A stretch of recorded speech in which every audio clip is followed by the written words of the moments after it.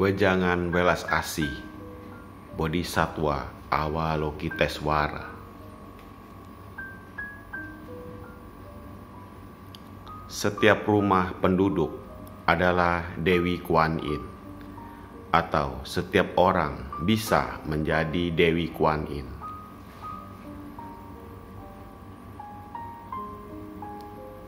Di dunia ada sebuah kalimat, rumah-rumah ada Dewi Kuan Yin. Sembayang Bodhisattva Avalokiteswara atau Dewi Kuan Yin adalah sembayang rupang Buddha beliau. Akan tetapi, lebih baik meneladani panutan suci Maha Welas Asih, Maha Kasih Kuan Yin Pusa.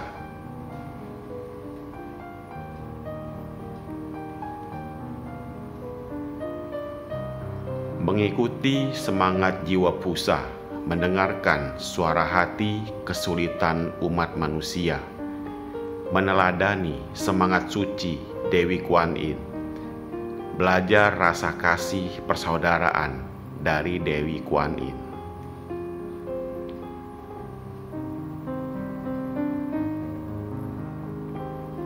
Karena Dewi Kuan Yin menganggap kita bagaikan saudara sendiri, tiada hati membeda-bedakan.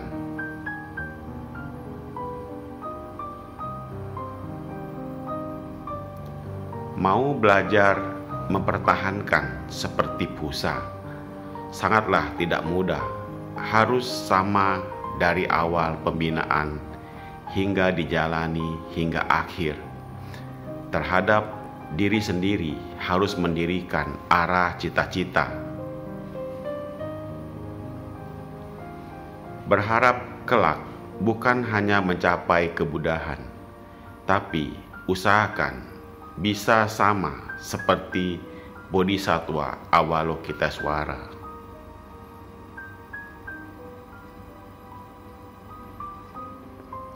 Tiba di dunia manusia telah banyak menerima pengekangan aturan, sangat banyak peraturan, dan terus mengontrol nafsu keinginan diri sendiri. Jika tidak ada peraturan suci, nafsu keinginan semakin lama akan semakin banyak.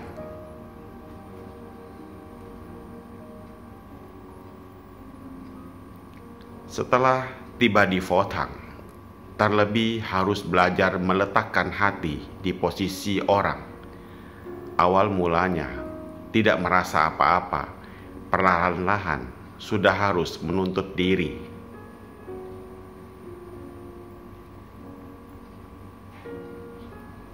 Supaya kelak menjadi seseorang yang beretika, seorang yang memiliki karakter kesopanan, seorang yang ada membina diri.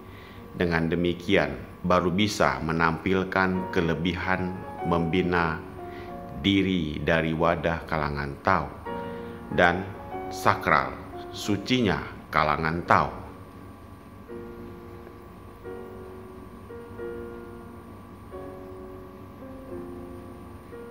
Para budiman, Khufu sendiri terpaksa meminjam badan raga Triduta ini untuk datang mengikat jodoh baik dengan kalian semua. Berharap kalian melihat badan raga ini, jangan timbul kecurigaan terhadapnya. Raga Triduta, jangan melekat pada wujud ini. Baikkah?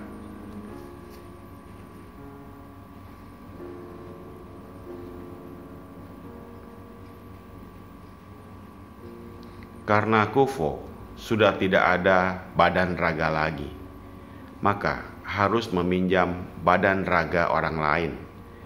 Berharap kalian mau meminjam yang palsu, membina yang sejati. Jangan terikat pada bentuk dan wujud, harus melampaui bentuk dan wujud, harus memahami hakikat kebenaran.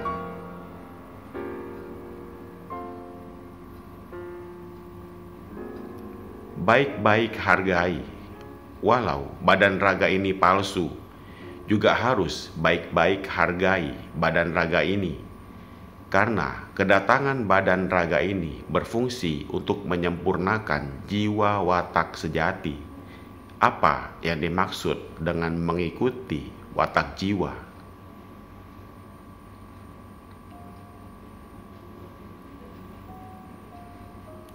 Watak rohani asalnya dari langit, pemberian Sang Pencipta. Tao adalah panutan yang harus diikuti oleh watak nurani. Ajaran adalah pengetahuan yang harus dipelajari pembina sebagai bahan membina diri.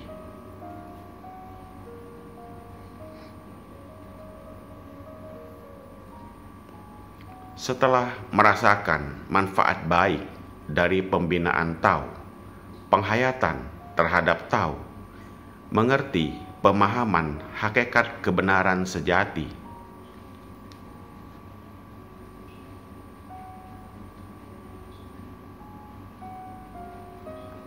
Tao adalah hakikat kebenaran. Hakikat kebenaran sejati merupakan sebuah jalan pencerahan. Setelah benar-benar telah memahami, maka harus dijalani dan laksanakan.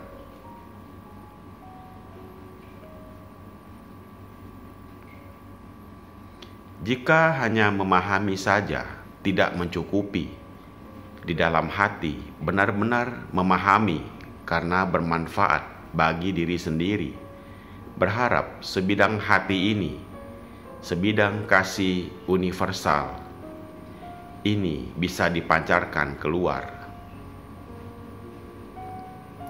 Setelah memahami Tao, harus baik-baik menyadarinya, baik-baik lakukan.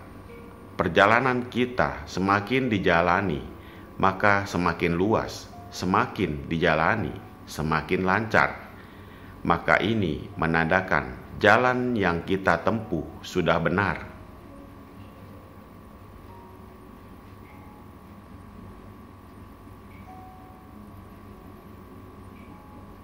Meskipun tidak bisa sama seperti Kufo, pergi berkelana ke seluruh penjuru, keliling ke seluruh penjuru melintaskan umat, tapi bisa dimulai melintaskan saudara kerabat dan teman sendiri.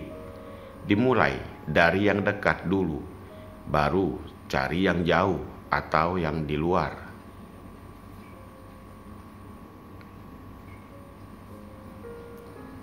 Mulai dari sedikit-sedikit hingga banyak.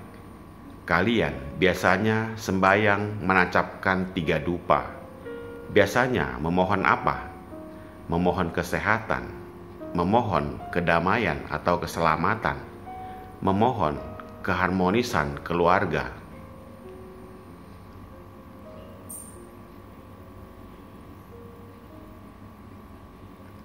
Memohon kemajuan anak-anak sekolah, memohon kekayaan.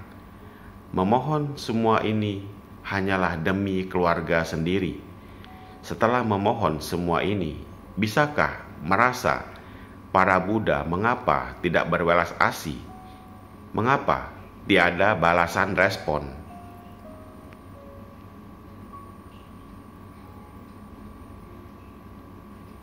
Karena para Buddha tiada bentuk, tiada wujud. Jika mau membantu kalian, hanyalah dengan diam-diam memutar situasi yang baik juga yang buruk. Maka harus melihat para budiman menggunakan hati seberapa banyak.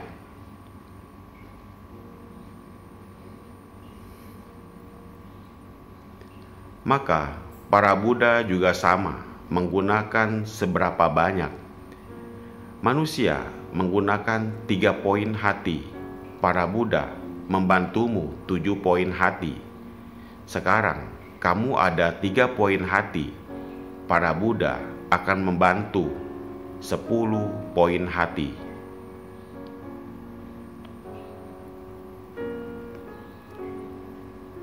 Seutuhnya mengandalkan ketetapan ketulusan hati. Jangan tulus hati yang sebentar saja.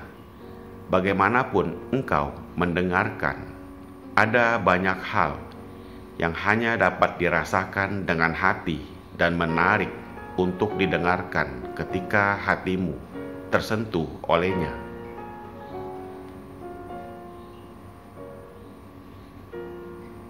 Jika engkau merasa hal tersebut tidak berarti sedikit pun dan tidak ingin mendengarnya karena berbeda dengan apa yang engkau pikirkan dalam kehidupanmu sehari-hari,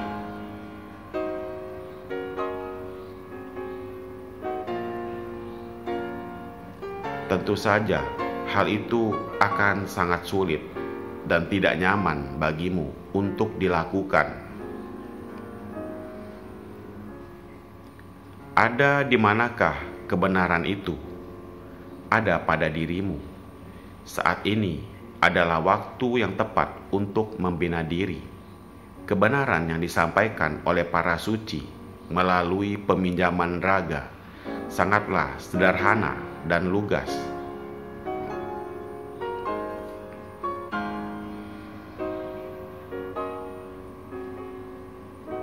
Dengan sepenuh hati engkau mempraktekkannya, maka barulah dapat menyentuh hati anggota keluargamu.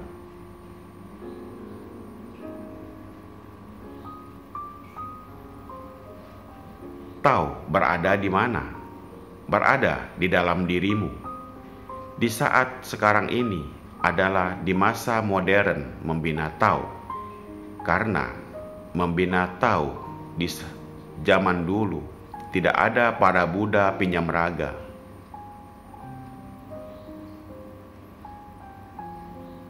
Para Buddha datang mengikat jodoh suci.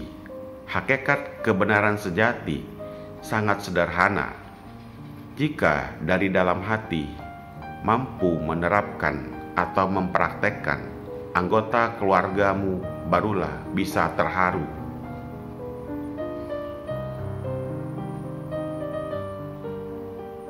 Masa muda berlalu saja setiap detik, setiap menit. Berpikir usia semakin hari semakin dewasa atau besar usia, dan disebut hari demi hari bertambah umur.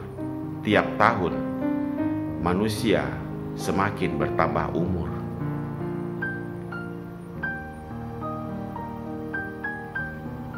Dengan berlalunya waktu, bertambahnya umur, para budiman adakah mengembangkan kemajuan pembinaan diri?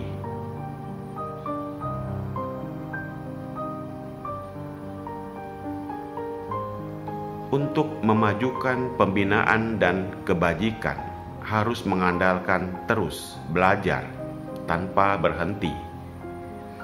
Tidak berhenti untuk kemajuan.